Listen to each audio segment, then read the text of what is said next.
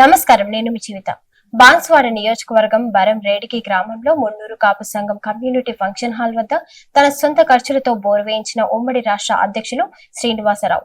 ఈ కార్యక్రమంలో సతీష్, డైరెక్టర్ కమలాకర్, బాధ్యనాయక్, నందు, కోటగిరి, అనిల్, శ్రీనివాస్, లక్ష్మణ్, హన్మకొండ, రాజు, సురేష్, శివ, అంజయ్య, గోపి, రవి, గంగప్ప తదితరులు పాల్గొన్నారు.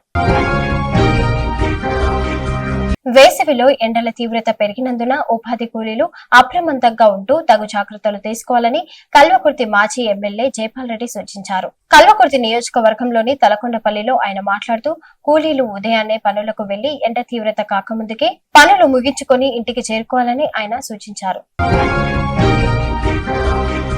రాష్ట్రంలో అకాల వర్షాల వల్ల జరిగిన పంట నష్టంపై గ్రామాల సర్వే చేసి నివేదిక ఇవ్వాలని అధికారులను మంత్రి తుమ్మల నాగేశ్వరరావు ఆదేశించారు. శుక్ర, శనివారాల్లో కురిసిన వర్షానికి 13 జిల్లాల్లో 11,000 ఎకరాల పంట నష్టం చాలా జరిగినట్లు వ్యవసాయ శాఖ ప్రాథమికంగా అంచనా వేసింది.